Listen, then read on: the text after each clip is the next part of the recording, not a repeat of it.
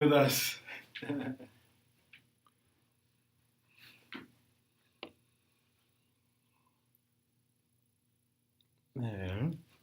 too easy myself. Yeah, looks good. I like it higher. It'll hide our old guts and chins. I'm getting them, Mr. Welch. I'm getting the under chin here. Oh yeah, well, I'm going through that crisis. Me and my best friend, we're like, what is this? Why isn't this going right? one of my grandchildren said something to me one time. How come your face just goes straight down? When they're young, Yeah. right? They'll say Anything. whatever. They'll be so honest. What's going on, guys? We are live with Mr. Welch, the planning principle. Planning principle. We can start off with that term. What the heck does planning principle mean? And we're going to get into that. But first, for those of you wondering, who is this ridiculously good-looking gentleman next to me here? We ran into each other at Parkinson's walk as well. But for those who may not know, we can look in here, Mr. Rose. Is still recording. Okay. This will go. That baby's going to go in and out. Who exactly are you, sir? Maybe a quick update, quick brief about yourself. I really hate that question because there's so many things you can say. But why don't we start maybe the timeline at the beginning, Mr. Welch? So currently you're president of the Silicon Valley Educational Foundation. No. Okay, correct me. I work there sometimes. Okay. Oh, director of operations. Yeah. See, sometimes. I did some homework. Yeah. Okay, and many hats. I think 35 years in the Bay and educating. You were a principal at one point in Santa Teresa, correct? How would you define yourself, sir, to Joe Schmo, who's just seen you for the first time? Well, I guess I'm an educator. I'm an educator, a citizen of Silicon Valley. Grew up here, went to San Jose State. So this is my place. Yes, sir, and we appreciate that. I got some really cool questions for you guys. And look at my first guest to bring an awesome diagram. We'll get to that as well. So we know what you're doing now, Mr. Welch. If we could just, before we get into the education value for you guys, if you could briefly just, I always love giving the story, the timeline. Originally from here? I grew up in Redwood City, went to Sequoia High School. Sequoia. They were our rivals in the second round of CCS one year. Good school in Redwood City. And then tell me a little bit about the story, Mr. Welch, the journey from Sequoia and thinking way back. So Sequoia's done, high school's done. What year? What graduating class? Oh, I have to tell you that too? 1958. So his 21st birthday will be next year. So, I think this is important because a lot of, kids out there trying to, figure out the journey and figure out exactly what they want to do. And I was always told, ask those coming back. Mr. Yeager. Ken, how are you? Our Santa Clara County Supervisor, Ken Yeager. No, he just jumped on Facebook live. Mr. Welch here. But guys, we're recording on a laptop here. Sorry if it's choppy over there. We're doing our best. Jane, how are you? If you ever hear me cut anything off, it's because people are jumping on the Facebook Live. So I'll say their names. But we just left off with Mr. Welch. He was giving some background. He graduated from Sequoia. We won't say what year if you missed that. And I was talking about ask those coming back. If you want to figure out your career, you want to figure out your journey, ask people with experience who've kind of, been through life and so forth. So when you're at the undergrad stage, Mr. Welch, what did you pick up? Because we all don't know what the heck we're going to do at that point, right? Yeah. When I was an undergrad, I just went to school and figured somehow this is all going to work out. And, I didn't have it clearly in mind. When I graduate, I'll apply for a job and I'll get a job and I'll have a career. I learned a lot about that since then. But that's where I started. Just did what everybody did. Right. And did you switch majors at all? Or what did you kind of... Nope. Start with, okay. No. And then what was what school did you decide? San Jose State. Oh yeah, that's right, San Jose State. Yeah. And grad school. Okay. And did you stay through San Jose State for that as well? Yeah. And then that takes me into urban leadership, which Yeah. I found very interesting. Um, was that an existing program already? How did that all come up? That's interesting. Let's see, I was the principal at Santa Teresa High School and an area director when that started. And some people who I knew at San Jose State, Dr. Marcia Speck and Dr. Marty Feldman, they envisioned this program to train. There weren't enough school administrators, Mm-hmm. and many of the programs for school administrators weren't really strong programs. You know, they read books about what Dewey said in the But no 19th feeder period. programs. No feeder programs, no sort of integrated, no looking at what does education look like in the 21st century, and not. It was in a university, not in a school. And so the Urban High School Leadership Program, I was in the East Side then, so we were a prime target, and I knew these folks, so they asked me to join them as a way of bringing East Side teachers who were interested in becoming educational leaders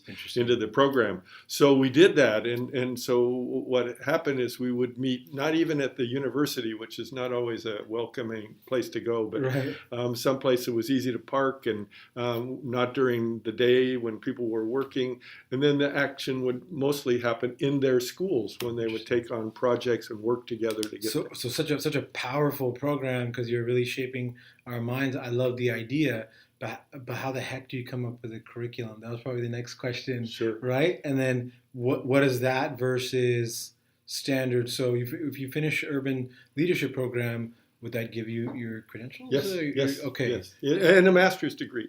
Okay. As a matter of fact, Chris Funk, the superintendent of the Eastside Union High School District, was a student in that program. Many were, right? Yeah. So that obviously thought that was a great idea. Were all the credentials the same? You're immediately fit to be at the minimum level of principal or a teacher? No, Seniority will work your way up from there. well, you know how it works. The credential enables you to be a school administrator, which is a particular job. You could still be a teacher. You don't have to do that. Right. And we had people who just came because they wanted to learn. I can think of one right now, a lady, great, wonderful person who just wanted to learn more about educational leadership. And then she went back to the classroom, but later she went on and became a school principal. I can see that because you're always a teacher at heart. I'm sure when you have to do the administrative role, you start to miss the classroom, right?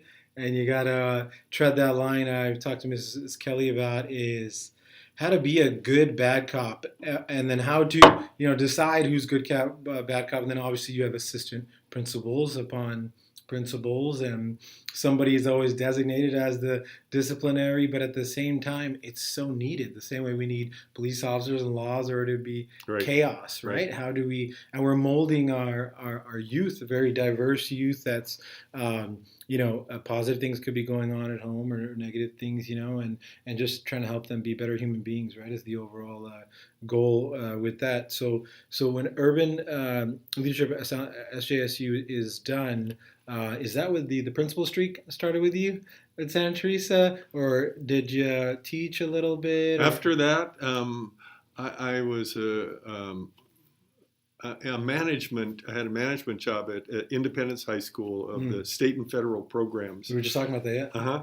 And then I became an assistant principal there at Independence High School, nice. and then principal at Santa Teresa. Was it 76 for the 76ers at that time? Yeah. It was. Okay. Right. I guess that 76 is when the school opened. Oh, okay, got it. Right. So that's when I ended up choosing that. And Whirlwind, I don't know how far ahead this is. This is probably right before Evergreen, but you all of a sudden do a Whirlwind and help Mr. Joe Cotto out, who runs for state assembly, wins, and you go from being an educator to what the heck is a legislative director, for those who don't know. Wow. And I answer these questions in like layman's terms in case the listener has no idea as well. We have to assume that. So I actually left the district at the same time Mr. Cotto did. When Mr. Cotto retired, He He ran. was a superintendent. He was a superintendent. He ran for the assembly in this area, and I worked on his campaign. He said, I had been a principal for him. He said, "What are you doing?" Because I had just retired, and I said, "What do you want me to do?" And he said, "Help me." So we worked on the campaign. He won.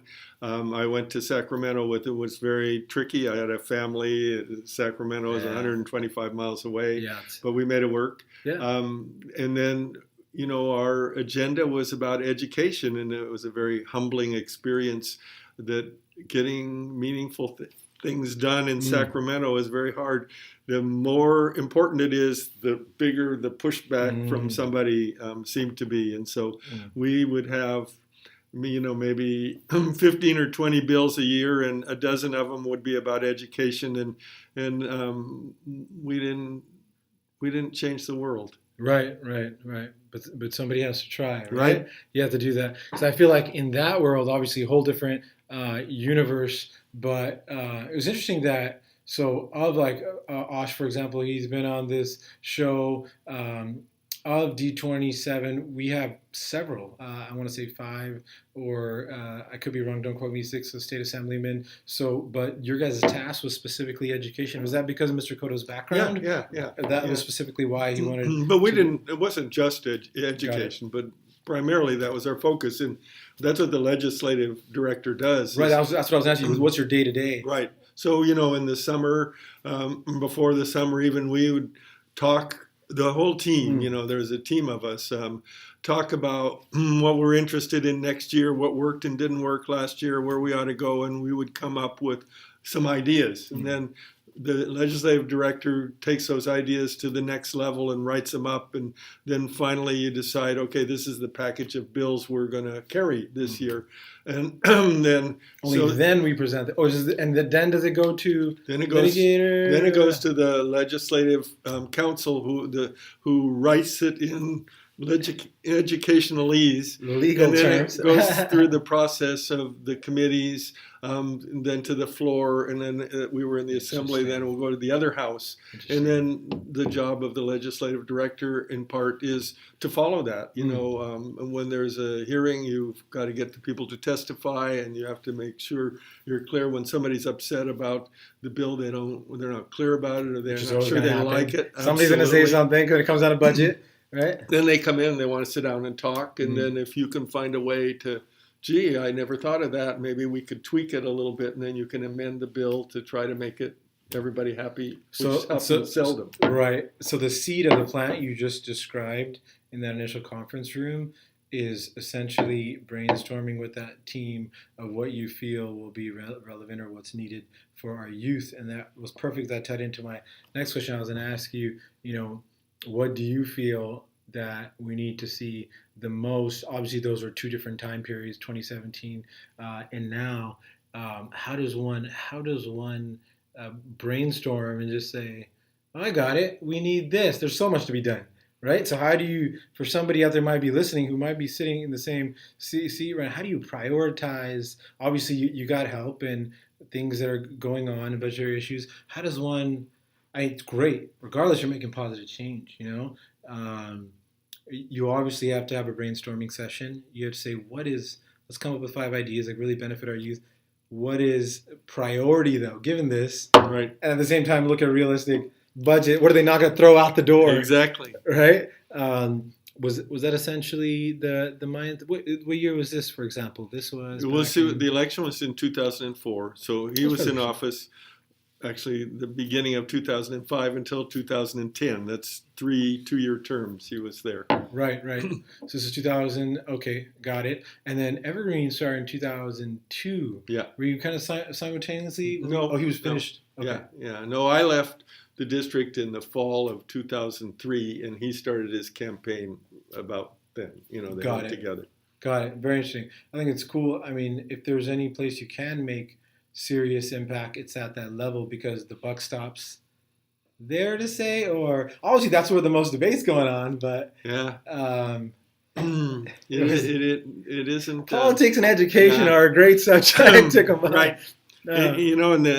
In the inertia of the system, it wants to keep doing what it's always done. For example, you ask about how you decide. Well, there's some big issues that people in education think about, or at least our team thought about. For example, how schools are funded.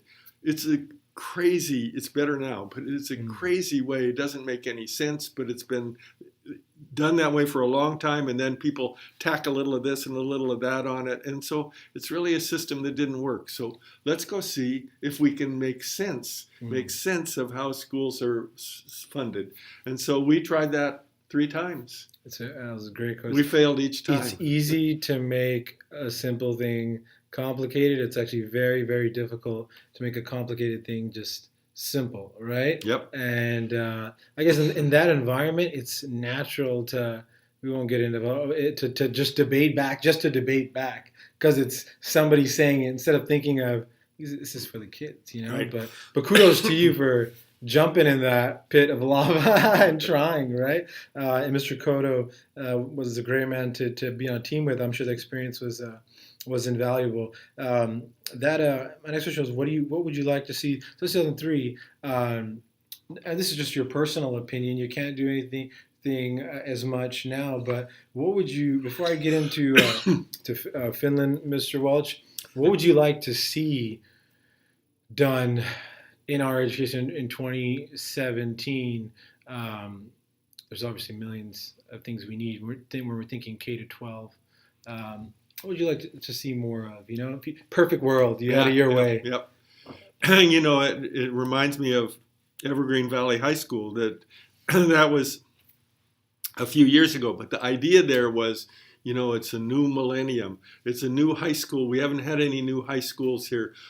People say high schools don't work very well. So what would a high school look like that worked well in the 21st century? And so here's a golden opportunity. Let's create one. What does the literature say? What's missing? What should we be doing? And so, there are a lot of things you could focus on, but the use of technology in education, which was just happening at that time, that education would be focused on students learning rather than teachers teaching. The student-centered classroom, for example, that learning would be sort of interdisciplinary like life is. You don't get up in the morning and do all your English things from 8 to 9 and then do all your math things from 9 to 10. Right. You use all those tools to solve problems in the real world. So focus students on solving problems, not memorizing data. So all those things are getting them prepared for the real world stuff. Right. And Roman now would appreciate what you just said, and it makes a whole lot of sense. And in the moment, we're always adverse to change. Why is there a humanities? Why? We might as well get into that. I'm excited to get into it. We were so lucky to be a part of that process. I was a part of the first graduating class. For those of you guys who know, we're talking about Evergreen Valley High School, which is one of the first East Side Union that was built in 25 years, right? Since independence, I guess.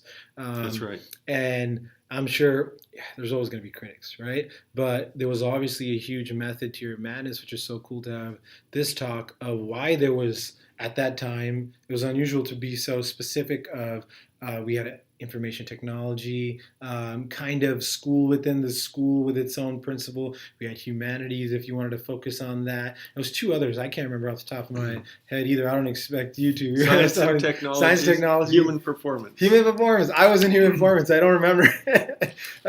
Which is about sort of biology and psychology, what makes humans tick. It would encompass this package, and of course, parents are great. There's always your array parents. I'm telling you, teachers are so patient, and being a coach kind of taught me too, holding tryouts. You got parents coming at you and all that stuff. So you can't always please them, but I think getting a chance to explain that bigger picture will actually make them go, wow, that was actually genius at the time. I think if there's another school, they should continue to kind of take that path. So I'm glad I asked that question. Before we get into the meat of bones of Evergreen, sure. Most of my questions, I just wanted to talk out and just, debate is not even the right word, just talk out about Finland, just to kind of brush those up on it. And they're at the end. Down there, kind of with these rankings with the American system, they shoot up to the top. And the question is, why? And according to them, they did a few things. They eliminated homework. They increased recess time. The last one will come to me. They increase recess time. They shorten the schedule. They started later. They started later because the kids are half asleep, right? And those times, and that is great. Now, what spectrum? Because we got K all the way to 12. I mean, this is completely different factors. Or you're just general thoughts? Because I think there's obviously pros and cons of that, and America is not Finland, right? Right. Much larger execution for something like that. But when we see countries doing things that are working for them, um, do you feel that it's something that we should be more open-minded to trying, or what are your general thoughts on that? Um, Well, it's kind of back to that old inertia thing. yeah, We go, it's not just Finland, we it's hate lots of change. places. We go to Japan, we go to India, we go to Finland, and we find out things and we say, they got, and then we come back and we maybe try it for a little bit, but we don't shift. We just kind of keep on working. Another thing about Finland is they pay teachers really well, and they have high expectations of teachers, and teachers are well trained in those schools. It's more of a homogeneous society than ours too. That it's not that there aren't other people in Finland, but most of the people are Finns. Mm-hmm. And so we have a country where people Very speak diverse. many languages, come from many cultures. Great point. And so we have to answer make to it that. work. You bet. We have to answer to that. There's got to be certain bilingual classes, right? Where that's not the right word. Where English is not a first language. Right. Totally necessary. So that is what I mean by it's a much larger animal. Right. And then when parents start getting on that I want my kid to have more homework, Yes. some teachers, superintendents, they fall to that pressure of pleasing them instead of trying to explain the bigger picture, because sometimes explaining the bigger picture means they're out of their seat, and which is good too. I mean, it's for the people, by the people, and so forth. And so that's I always try to, before jumping to that. Okay, cool, yeah, excellent documentary. We should just do that. I try to see both sides because parents are, working so hard, 9 to 5 stuck. They're happy that Jimmy joined baseball because they get a little more time. If school ended earlier and they got to pick him up, that's daycare, right? That's a huge problem for them. So not an easy job for you guys. Weird question that you probably can't answer, Mr. Bell. Why aren't our teachers and educators put payroll wise a little higher? I mean, that's not a question for you. That's a question for the people in power. But has it always been that way? Yep. Okay. I mean, there's so many teachers out there listening going, yes. There are pockets here and there, but, we have never been a place, back in the 1800s, the school marm, was a job for a girl who hasn't gotten married yet, and it wasn't serious business. Right. And it's serious business now. And so, but money is always scarce. No, we're a rich country, but there's always more things to do, more things to spend the money on than there is money. And as I remember when we were in Sacramento, Arnold Schwarzenegger said, "We give them $50 billion. Wouldn't you think that'd be enough?" And it wasn't enough. Right. Seemed like a lot of money. Yeah. Because that was for the entire. We're a huge state, though. Yes. So no, Arnold, and you got technology advancing and so forth. But since then, I've seen things kind of being answered to that, which is great. I know Leva and Quimby kind of putting together a initiative. At first, I believe they called it Bulldog Tech, and then now it's LSI building at Quimby Oak. For those parents listening, they're working on something. I went over to my neighbor's house the other day, and his backyard is Quimby Oak, and at the same time, you're not going to make everybody happy. They're building a Quimby Tech, kind of like Bulldog Tech, but it's being erected in the parking lot, so his view's completely gone. He's got a huge building there.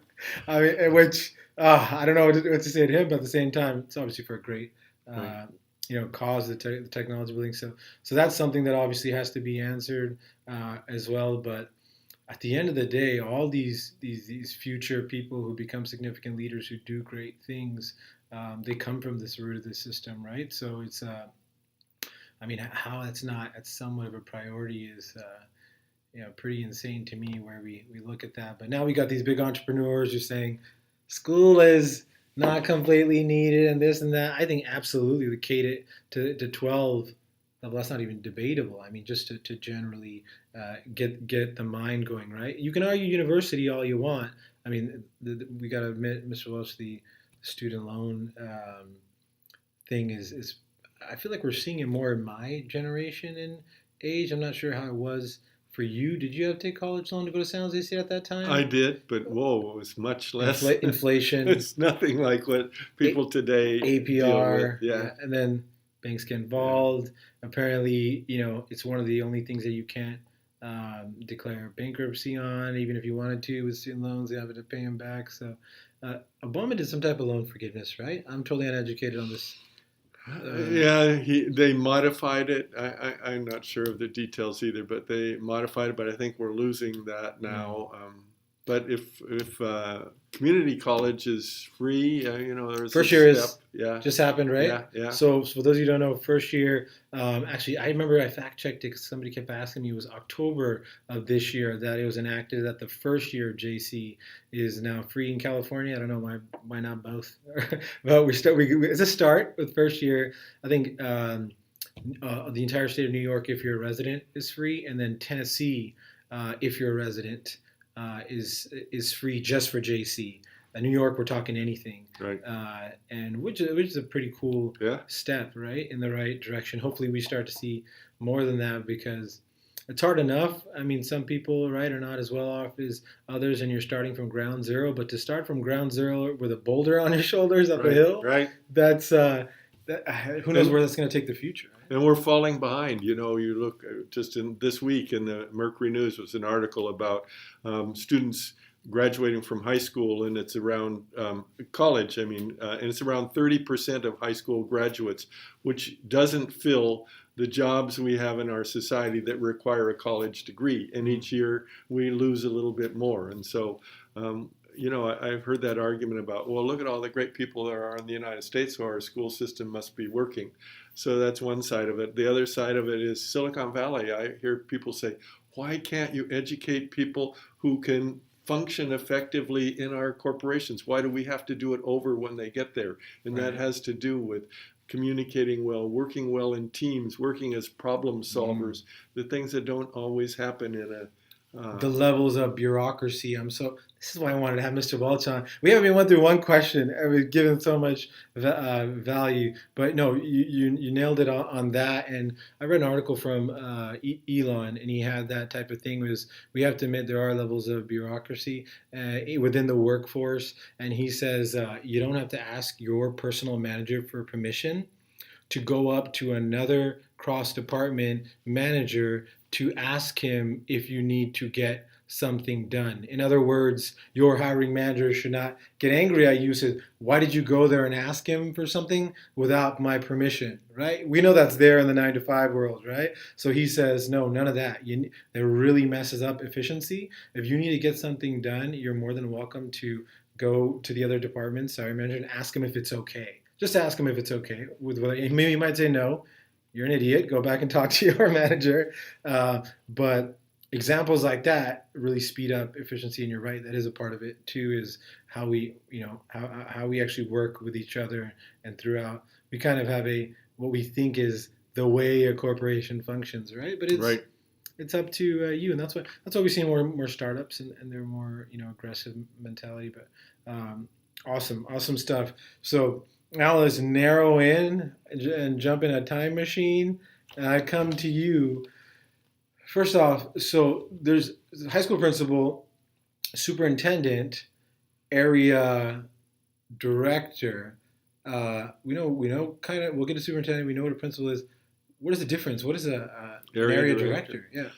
So the idea of the area director in this district was to get groups of schools together, working together, sort of in proximity, geographic proximity, and come up with a plan working together to make education work better for kids, to improve their attendance, to improve their performance? How can we work together, because the district was pretty big, to do that? And Meaning so that, you communicating with all the principals. yeah, and all the Okay. teachers, like we would have staff development experiences together. We would pick one another's brains. We would have Nice. departmental meetings, like the math departments from 4 schools sitting down together, which is Nice. doable. How can we do this together? What are you folks doing that we could be doing?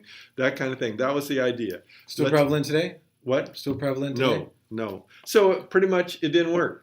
Really? We worked and we solved problems and we helped people out. That sounds great. But the whole idea of making student learning, taking it to a higher level, that didn't work. So after about 3 years, they said, This would go on during those staff development type days. Right? yeah, well, every day. Right. But on a district level, Yeah. where they still happen now inside of Evergreen, this was more, hey, tell me about your side of town. Right. What you're seeing. Right. They just don't have area directors anymore. So you had the idea of, there's the principal, there's the superintendent, and at the district office there are a few assistant superintendents, for personnel or. Right. Who would be in charge of that? Would it be superintendent with somebody above him? No, Or would it be above him is the board of trustees. The board of trustees. Right. Okay. They're his boss. And they would be making these type of decisions, the area director, or No, there's no area director. I There understand. was for a short period of time. Right, and then we decided not to. Who Right. decided to cut that type of thing? Is it The superintendent and the board. Got it.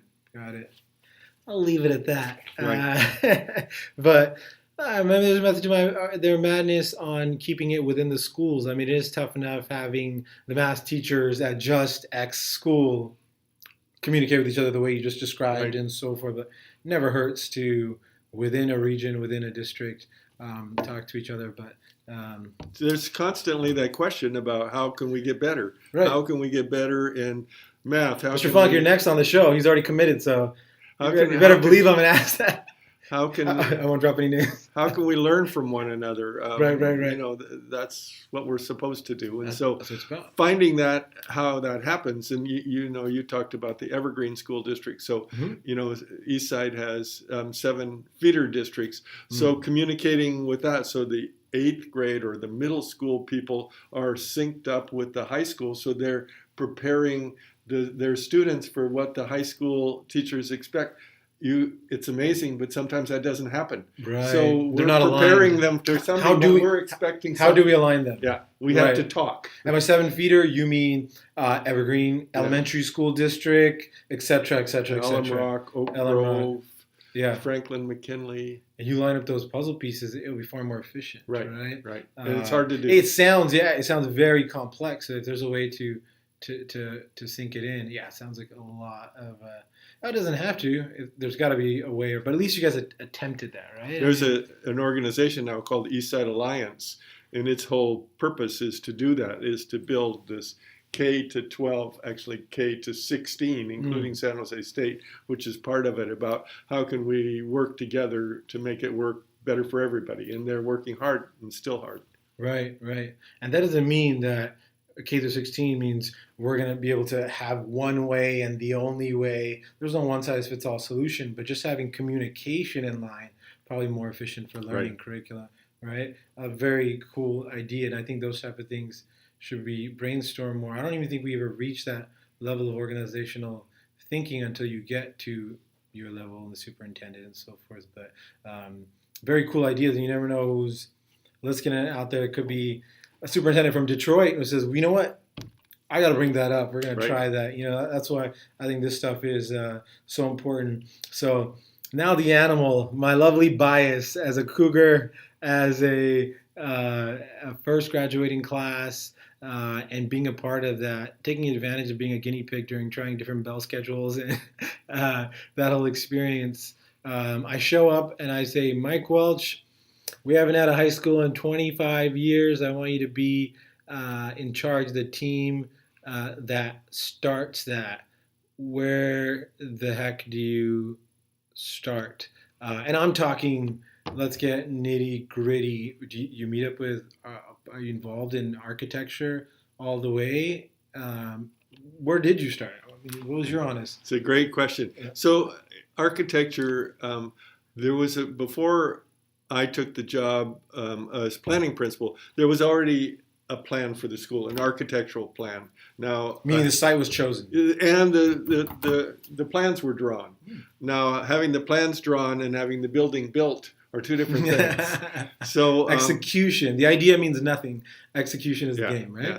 So, and just as it happens in your house every day, something goes wrong on the site every day, and you have to go down and figure out what went wrong. And there's the architect, and there's the builder, and then there's the school district, which in that that time was me. Right. And so, how do you adapt? What's the problem? What do we need to do? So there was a whole lot of that. And then there's a curriculum in the Eastside Union High School district already for the school, so you didn't have to create a curriculum. So it was there, and then there's standards that the state had, what they expect students to know and be able to do, and that was there. So and then actually have facility-wise locker rooms for PE, every detail. And part of my job, I hadn't thought of it before, but furniture. In a school, in a high school, 250,000 square feet. There are right. No, keep going. I didn't mean to cut you off. Down? Oh, I just wanted to show this. It is upside down, but I wanted to show this area first. What I could do is I'll take a picture and I'll add it to this video later. But continue on. You were saying in a school. So there are all these. Thank you to Janet. She grabbed this from the old garage and brought of Evergreen. I'll take pictures later and throw it in the video and everything. Sorry, carry on. Sure. So desks. Well, what kind of desks? Well, what should a desk look like in a 21st century school? Well, what did the old-fashioned, on and on. Bike racks. Well, what do the bike racks look like? Well, safety. What about signage? How do we answer that and stay in budget? Right. And then science. I'm not a science person, so what it's like in a science classroom. But there is, chemistry and physics and biology and physiology, and they all have different needs. And so, oh my gosh, we got to figure out equipping all these science rooms. So that went on for 2 years. Then there's getting the students enrolled. A new school, it's not automatic, and you have to get a number from the state. Did you pull school? Back to science. How did you answer that question? Did you bring in consultants? This is what we did. Right. I had been the principal at Santa Teresa, and there was a great science department chair there, Gary Melching. And so I said, so Gary, what if we found some money and you got 2 or 3 of your colleagues and you had some time and you went through this and you created a plan to equip the science labs. That's so cool. And he said, whoa, that's a big job. And I said, well, I certainly can't do it. And that's why they chose you, because then you had already built this network. Right. Being here so long. And so he did get his, there were other department chairs, different people, and they came back and they said, well, what about this? And we'd have a discussion. And finally, what was his name one more time? Gary Melching. Thank you, Gary. You're really listening he was great. The thing is, nobody takes credit, but he knows in his mind. He walks in and he goes, same way I think about the colors of mascot. We'll get to that. Nobody's going to believe me, but I was a part of this, And it sounds kind of lame, but it's such a cool thing when you see it, and carry on. I shouldn't have cut you off. And then it was on to the next thing.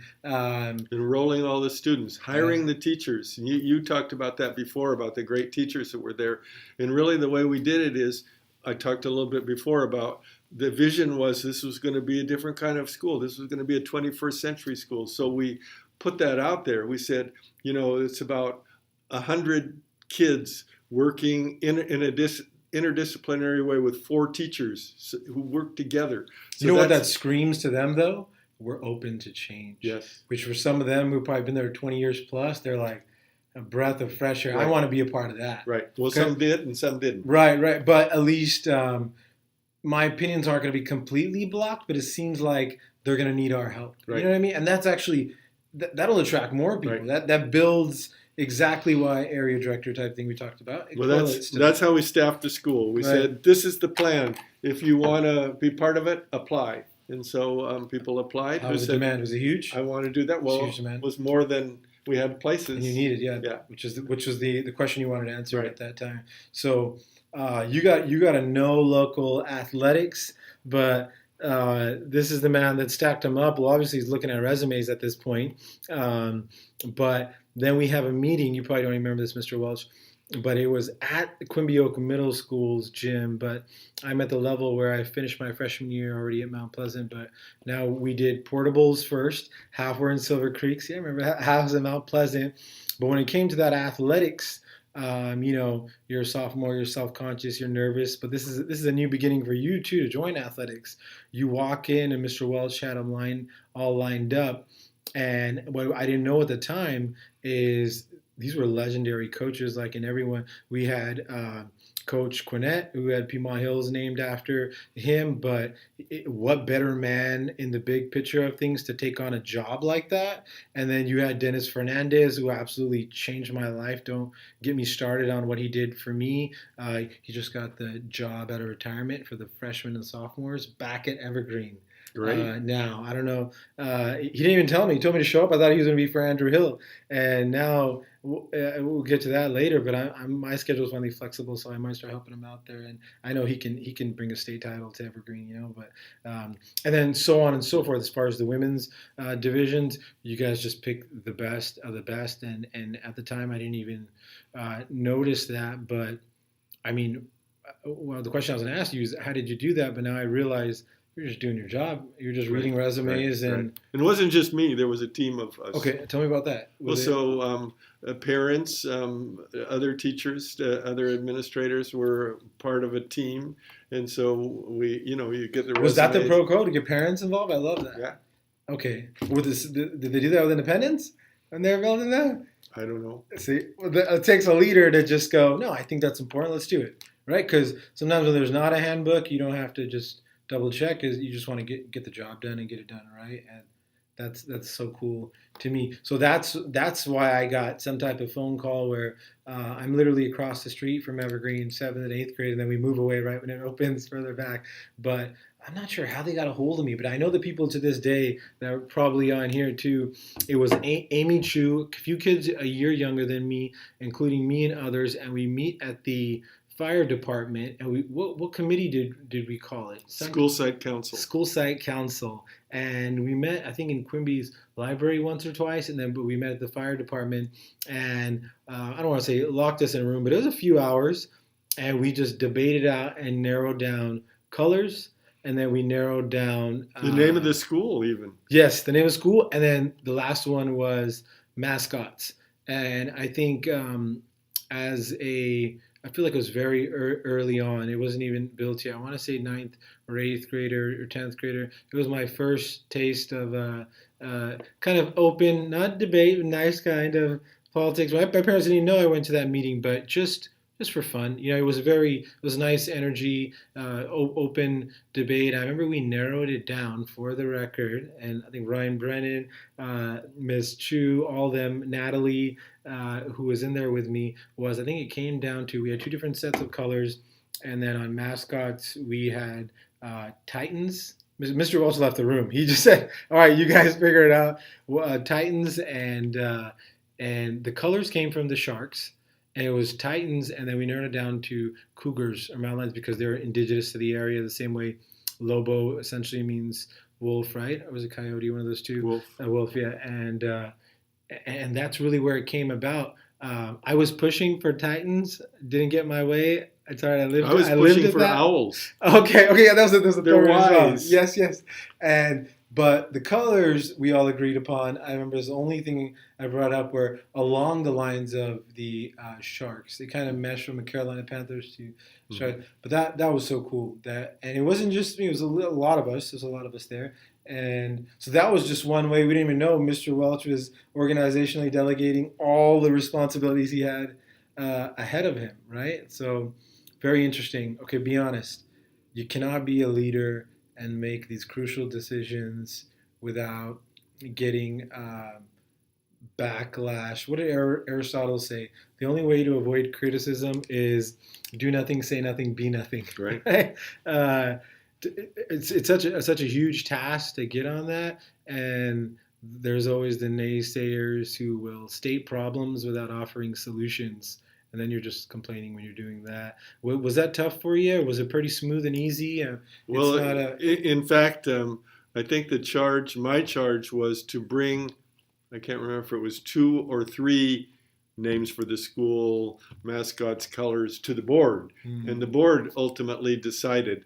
Awesome. But they took all of the recommendations of the school site Considerations. council. Yeah. And in answer to your question, I think not all, some leaders would just make those decisions on their own. But if you go to the board and you say, we want to name the school Evergreen Valley High School, and somebody says, well, I think that's a dumb idea. And you said, well, we spent the last 4 months talking about this, and we included students and teachers and parents and people from the community, and we had a process, and this is what those folks came up with. Well, then somebody will say, It's well, far more maybe you're credible. right. Maybe that's a good idea. So it was pretty much you saved all that debating by Right, making it about the kids who are actually going to use it, right. which It's probably saved it's you a lot of their work. school. Right, which in fact would have delayed the whole process, and nothing gets done. That was wise on your part to say a smart person can find a way to avoid the conflict early and still get it done. Right, it takes a much more diplomatic, wise person to not to avoid those type of unnecessary arguments instead of somebody who's just great at arguing. Right, so that's very cool, and I'm glad we had this. So that's I know what an area director is now. In general, anything else encompass superintendent as far as responsibilities besides the general overseeing of principals and so forth? Because there's assistant superintendents. Is there any core group? I guess I don't want to say outside the area of administration, but as far as curriculum goes, I know you yourself were not a superintendent. Something I'll ask Mr. Funk too, but just off the top of your head. What is their typical core day to day as far as responsibilities, just on a general level? I'm not sure what you're asking. A superintendent, Yeah. what is his core function within the education system? Well, the superintendent's job is to manage it all. Mm, And so, sort of like the president and the president's cabinet. Then the assistant superintendents manage parts of it, and then they bring their recommendations alongside the board of trustees. Right. So then the superintendent meets in his cabinet, which is those people together regularly, and they talk about the important issues. For example, building Evergreen Valley High School is something that sort of happens in the business office because it's a business issue, and then there's a director of facilities, and on a day-to-day basis, he's the person who lets the contracts, who deals with the contractors, who brings up the issues.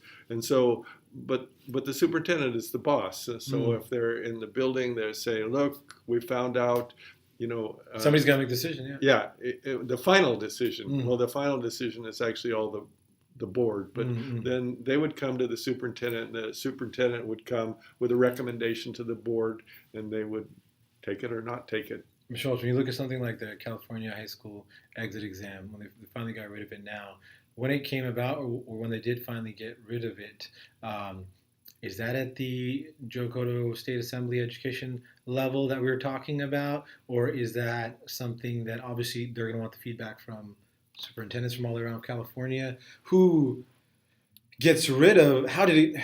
That's about politics, right? Right. And so politics is in But those are important decisions in school district, but it happened. There's a state Department of Education, right? And so it's a big bureaucracy in Sacramento, and there's in the legislature there's a Senate and an Assembly Education Committee, and depending on which way the wind is blowing, I think you nailed it there. There's a specific education committee as well on the state level, right? So they would have to quarrel Right. that out, the verbal quarrels to get rid of it. I'm glad. I don't know. The thinking. These are just your personal opinions. We glad they got rid of it, or you think that's needed, or? Well, this is what I think. I think that the people of California expect some accountability. When they say, "How is it going?" They want to hear more than "We're doing the best we can." Show us some data. They want to measure it, right? And so then we've kind of learned that one measure isn't really adequate, to measure much of anything. It's certainly nothing as complicated as the student's education. So we need to have multiple measures. And so then the more you get, a lot of the public just just tell me, is it working or not working? Just show me the numbers. And so, well, you say, well, Give me a quick solution. It's complicated. Right. And so then I think we're moving now more toward the multiple measures thing. And so something like the exit exam or that kind of exam would be one issue. So what are the other issues? You know, how many people are graduating? How many people are going to college?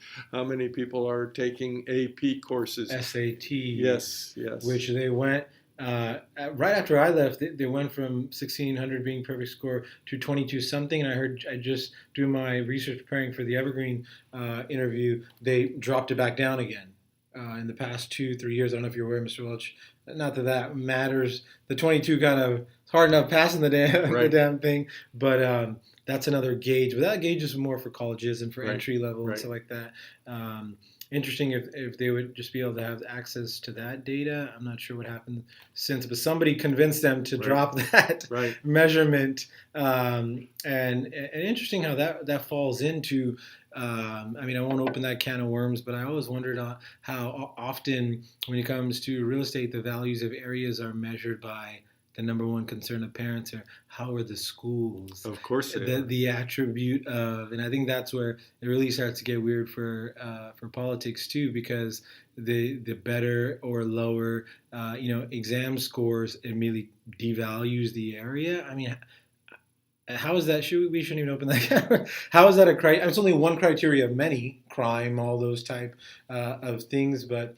It's obviously considered, right? Just because parents care where their kids get their education. Absolutely. That leads me to another one. Where do you see the future of private versus public?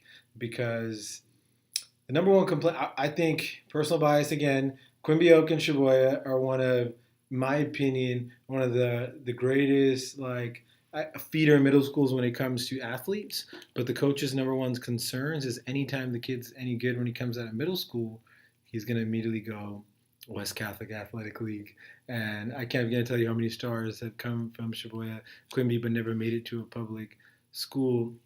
As my question is, privates were always prevalent along your timeline that you've seen, or have they become from the 70s to now so more and more prevalent as the years have increased, right? Could that shrink the...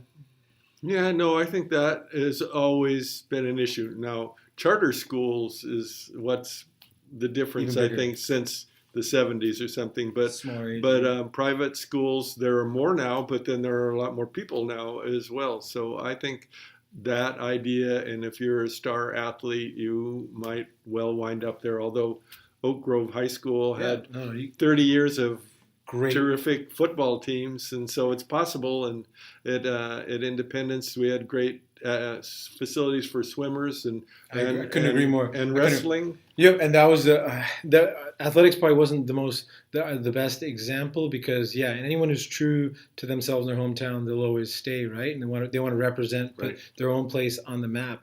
But in terms of education, I've heard it being whispered around that there's always some type of, obviously you're not affiliated with them anymore, but what is the state of, I see a concern with the state of budget for Eastside Union High School District, and they continuing to be reduced. One thing that's been kind of going viral on Facebook is, gosh, it always comes back to politics. I'm trying to stay away from politics. It always comes back to about, I've had a teacher on here who's saying that he's coming out of pocket for school supplies and stuff like that, and there's concerns that, budgets are shrinking. Do you think that's more due to the power decision makers at B, or because the competition of private schools, because they're a business? Let's not they're a bit. Let's be real here. Right. Do you foresee if that does become a problem that maybe they have to not allow having as many charter schools? Because what is the regulation behind a private school? Do you know? It's whatever they want to do, really, right? Well, you have to go through a process. You have to, if you're the charter operator, you have to complete a set of forms showing what you're going to do, why you're going to do it, how you're going to do it, what it's going to cost. And then it's sort of evaluated at the local level, at a local school district, and they can approve it or deny it. And if they deny it, you can go to the county and plead your case, and you can even go to the state. So there are some things in between. Mostly public school districts aren't in favor of a lot of charters, partly for the reason you say. Right. Pretty soon it starts to erode the budget. But I think the current budget issue has a little bit more to do with, after the Great Recession and recovery from that, then finally there was more money, and so there were a couple of years when the state was sort of making it up to school districts and pumping money back in where there hadn't been money before. And so school districts started reinstating programs, but those were sort of one-time monies, actually maybe two-time monies. And so then those two-time monies are gone, and now there's more money than there was before, but not at the same level as after. And so now school districts are having to adjust to and recalibrate, yes, right? Exactly. To that. So they're coming in more lump sums. Very, very interesting. And I wonder where that's going to go. Do these privates, are you aware if there's any regulation that they're probably audited as well? Their numbers of the private schools are looked at, their budget and so forth. But the state doesn't pay money to the private schools, so right, so they can kind of they have their own boards that do that. That audit. It's not public information; those are private. Interesting. And I'm all for that. I mean, you're a private institution and you're doing it well. That's great, but at the same time, there's some level of you also have to look out for your fellow man who cannot afford the private school. And I'm just curious where we're at. That's not shrinking as much. Obviously, from what I learned from you a second ago, it's not because of that. It's far more because of the economies of scale, the way things are going.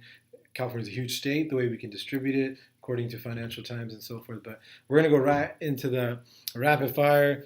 Can you believe an hour and 1 minute? Can you believe that already? But as far as value, I'm so happy right now. I think we just laid down some very cool stuff. So I want to pick this gentleman's brain is because he's done so much and taken zero credit and behind the scenes and spent his entire life, over 35 years, obviously he just explained that it wasn't just him, it took a lot of help, but having the mind to delegate that and put the right people in charge of such an important job is very cool. So I want to say thank you for that. In case You're welcome. Anybody's seen it, but this is the fun part. I do a little, I call it rapid fire, but you can take your time to answer. I pulled out a bunch. So my first one, Mr. Welch, tell me about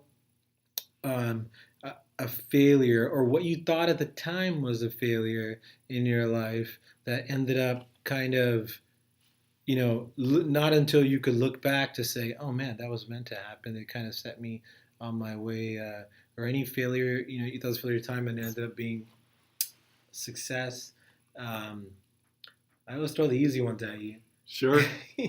Sure, I guess many failures, and each time you learn, and many successes as well. In some ways, for me, Evergreen Valley High School, even though I love it and I love doing it, it was a failure because the vision is no longer there. And for me, the vision was important. I've gone on to use that in other places. For example, in the Santa Clara Unified School District, the 49ers STEM Leadership Institute exists. And it's very much, I work closely in developing that. It's very much like what we tried to do at Evergreen, and I could take that experience.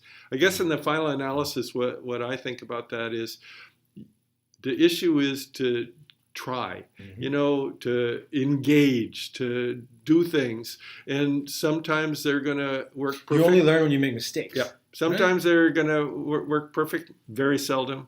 And sometimes they're going to be difficult and you're going to have to dig your way out of them. And sometimes there's someplace in between. Just keep doing it, and keep trying it again and trying it again.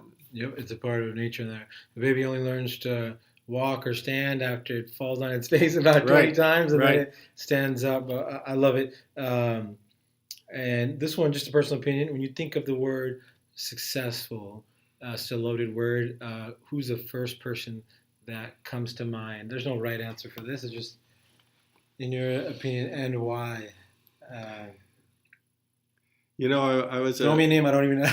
I was a history teacher, and so one person that comes to mind who didn't get a lot of credit is Harry Truman. Hmm. He had great success. He was a humble guy who did the right thing, who thought hard, wasn't worried about what everybody was going to say, just stuck with his conviction, put on the front of his desk, the buck stops here. Here he's a successful guy, a hero. My daughter, who's teacher of the year in her school district, and who's a parent of a disabled child, and who's a pastor in her church. For Shout out to her. What district is that, Mr. Welch? She's in the Union School District. Union School District. Okay. She's a hero. She manages an incredible amount in her life and does it gracefully and successfully. That was beautiful. President Truman. Yeah, I mean, the greatest always look back that you can't always worry about. We're all self-conscious to some point, but you can't. I stopped a long time ago caring what people think, because I remember hearing a quote that I know the quickest way to failure is caring about what everybody thinks. I don't know the key to success, but I know the key to failure, and that's trying to please everybody. Right. That's exactly what it was. Well, I got one other success story. Yeah, please. Mr. Cotto, my former Joe boss. Cotto. He is an amazing person. I gotta meet him sometime. About success, about working with people and having people follow him and believe in him. Everybody can't do that, and I'm not sure quite how he does it, but he can walk into. I remember when the East Side, subsequent to his, what do you call that? Charisma? What do you call charisma. that? Yeah. But it's even more than charisma. Charisma. People who wow you, but people would say that guy. He is a wonderful person, and he remembers your kids' names, and I don't know. One time when there was a terrible issue, I don't know what the issue was at the East Side, and the boardroom was filled with angry people, and the next day in the paper it said, well, the former superintendent would have opened up one of the gym and served cookies and punch, and by the end of the evening everyone would be happy. And so that he is that kind of guy. He's still doing that. Right. I know exactly what you're talking about, and I think it's more a skill where it doesn't mean he's the charisma and so forth, but it's literally knowing every single person is different, but somehow that person just finds a way to connect with each in their own different way, and having that sixth sense of how to do that. But awesome. And let's see. I'll just give that question. Let's see. This is a good one. What is a book that you most often given as a gift? You obviously you don't have to go too far into why, because the person's going to have to be a spoiler. That person's got to read the book, right? If any. It's that's an interesting question. A book I gave to someone recently was Al Franken's book, Giant of the Senate. Well, and it's a very inspiring book about Al Franken. I've been watching him a lot lately. And now, all of a sudden, Al Franken is not quite such a giant of the Senate. But that's interesting. One of my favorite books of all times is a book called Pillars of the Earth, which is a sort of a historical novel about sort of the early Middle Ages, and a wonderful book, and I loved reading it and thinking about it. Until I read that book, it didn't occur to me that unless you were rich or royal or something in those times, when you went someplace, you had to walk. That was it. You had to walk, and so everything got planned out about how far you could walk in a day. Right. Great book. Simple things, right? Yeah. Pillars of the Earth. And then the Giant of the Senate, Al Franken. Awesome. So this, when I say morning rituals now, I'm not talking about exercise, that same thing, just for simple reasons. First 60, we're creatures of habit, right? First 60 minutes, you wake up. What do you typically, every day is not the same. What's your typical routine? I have one. It doesn't work every day, of course. Never. But this is how it works at our house. Our kids are grown up and gone and have their own Yeah. families now. So I get up. My job is to make the coffee. Mm. Then I go out and get the paper. Now, none of my kids even take a paper anymore. Right, right. We take a real paper and two on Sunday. And so I bring the paper and the coffee into the bedroom, wake my wife up, and we read the paper together, talk about what's in the news, often get mad about what's in the news. That's one of the reasons. No, I mean, slightly different time. And first of all, you reading anything that's not a screen and that being the first thing is probably more mentally healthy than anything possible. My only fear to add to that is the reason you and Janet immediately get into a debate. This is just my opinion.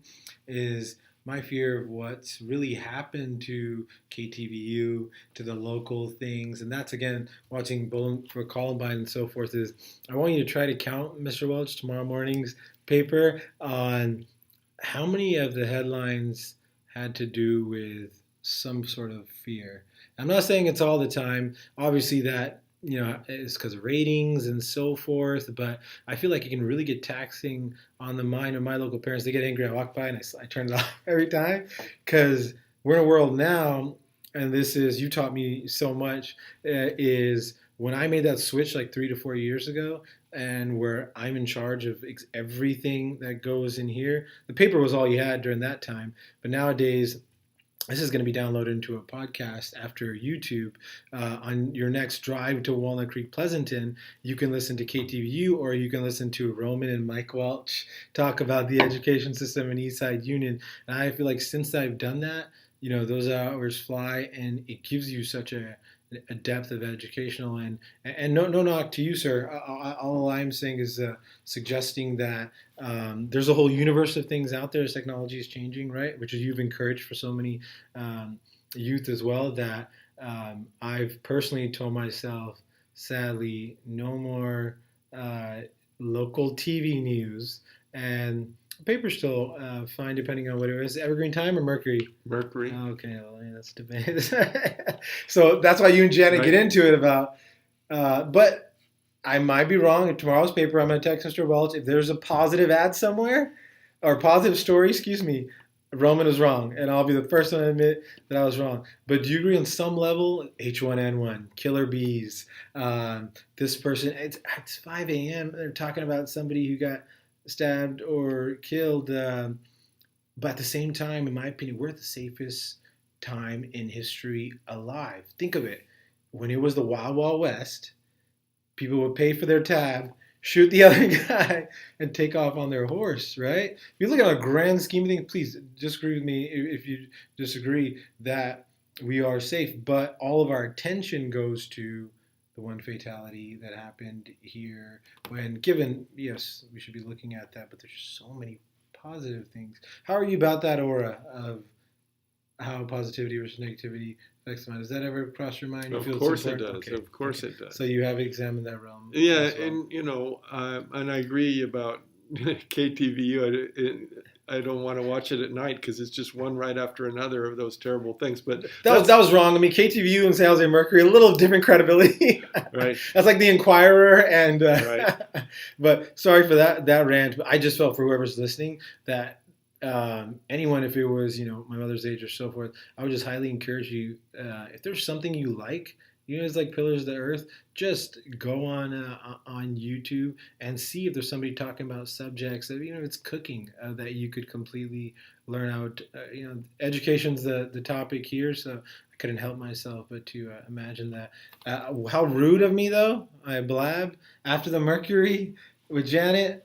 Then it's off to the day. That's the morning then ritual. it's talk over the day. That's like, the first 60 minutes. Like, who's going to make dinner tonight? Yeah. Like that. Okay, I got to learn from you. I've been married a year. I got a lot to learn Yeah. from him. How long have you and Janet been married? 51 years. Man, 51. Yeah. That's awesome. And the question was your morning ritual for 60 minutes a day, and you asked that. We'll wrap it up with this last one here. I gave you, I had two more. I gave you 24 hours, Mike Welch. You probably been in these situations a lot, but you have to give a TED talk tomorrow, Mike. You don't have, Mr. Welch, you don't have much time to prepare. Obviously, you're going to go with the go-to subject that you could talk about all day from 35 years of your career. Um, or I could be wrong. It could be a Pillars of the Earth. What would you pick for your TED Talk? Uh, Maybe we like to travel, and so I might pick travel. And what would Interesting. I talk about in travel? It's not just visiting the Taj Mahal or the pyramids. It's visiting other cultures and seeing I and love it. living with and understanding how other people live day to day, Mhm. how they see the world, how we see the world, and sort of learning from that. And it's a sort of, I think, what everybody needs to do. If you can't travel, you can do it in a lot of ways, but Mhm. to sort of Educate and be empathetic to other right, cultures. Yeah. right. So, as you just said, the world can be sort of filled with hate and mistrust and dislike and all of that. Or you could try to reach out and understand who are you? Help me Hmm. understand Hmm. how you think that way. And you can do that. Some Hmm. people, I think, they just pay lip service to it, and I'm not sure they really want to. Make Um, the effort. Yes. Yeah. And so that's what my TED Talk, and I would tell some stories about visiting a house in China and what I felt about I that, love and it. go You could pull up the slideshows, and then when Australia comes up, you can simply say, "This is Australia," or you can say, from your knowledge, of course, actually in Australia they do this that'll just blow people's mind. right. I love it. I love it. You just smashed these. I thought these were going to be tough questions. We'll leave it with the last one here. Dang it. Okay, two more. After this one, start with your favorite quote. I'm such a quote nerd. That would be a tough question for me, but you had to narrow down one. I got mine. Well, this is my own quote. It gets me in trouble sometimes, No, but I really want yeah. it. Uh, there's two kinds of people in the world: those who say yes and those who say no. Those who say yes are better. I love it. I love it. And yeah, I remember. Shout out to Sean. I changed my way of thinking. I started reading something that, oh, the greatest CEOs say no to a lot of things all day. I don't know why I just randomly chose today, but one of my good friends, Shannon, was like, she said it respectfully. I disagree. I'm more about saying yes and going with the flow of it. And I was in that mindset first. Then I came to that no, I got to be stern CEO, right, for my parents. And then obviously hindsight's 2020, and I completely agreed with her. And I reached out to her and I said, you know what? She's like, how do you remember that? It was 6 years ago. I was just saying, but it's very important to say yes, and you adapt. and you want to say no, you then the next question is, how can I reframe this? How can I make this a yes? Right, right. And what am I really saying no to, right? And reassess yourself. And sometimes it's you're saying no to putting yourself out there, to participating, to engaging, and Mhm. that's where I Right. want you to engage. Yes, yes. I've had that too. Is there's so many things we say no to because we're thinking we're being focused on the goal. I said that yesterday, but really sometimes that shiny object in our peripheral is actually there for us, and we miss out on those opportunities if we set goals. Are so important. You add up goals and have them written down and so forth. That's the first thing I've kind of been open to change my mind about. Is sometimes that person asked you that little thing for a reason. Just go to that event, right? Just go to those. You get what I'm saying? Kind of. And even though sometimes being completely laser focused is the greatest. Okay, now I promise this will be my last advice to only because it's Mr. Wells. Advice to probably my favorite question. Back to the time machine. You can hop in. You get to whisper something at the 25, 30-year-old asked this to Mrs. Serena yesterday. Mike Welch. You get to hop in a time machine. You get to say something to him, and you hop back in, and you're out of here, right? What would you give him? What would you say to him? Shoot, I could say a lot of things. I guess one of the things I would say about sort of your life is, when your grandfather or my father Right. was uh, lived here. You went to work for the railroad and you worked for 25 years and they gave you a gold watch and you retired and you moved out on the farm. It's not like that anymore. Mhm. And so a career isn't something out there, it's something in here. And so your whole life You have to keep reinventing yourself for the next job, for the next challenge, for the next, we talk, this didn't happen in schools before. We talk about creating new meaning. What the heck does that mean? Create new meaning. Well, Elon Musk has made a career out of creating new meaning. And so then I would say, look at your skills, look at your knowledge, look at where you want to go. Constantly keep working at developing yourself, because that's the career. And so when the next thing comes along, or when you actually invent the next thing, you're ready to do that. And don't just create a new business. The word you just used, like Elon, create the next best thing that can create its own universe underneath itself, right? I don't think anybody's gonna top that. This is episode 86. I don't think anybody's gonna top that. This is Mike Welch. I'm Roman Nahal. I want to say thank you guys so much. I'm not even going to say I hope this brings you value. I know that it brings you value, so I wanted to have this gentleman on, somebody I look up to as well. Thank you so much. Thank you. I appreciate it. Can't wait to chop this one up. And happy holidays, guys. Be safe out there, and we'll have this up soon on YouTube. Take care.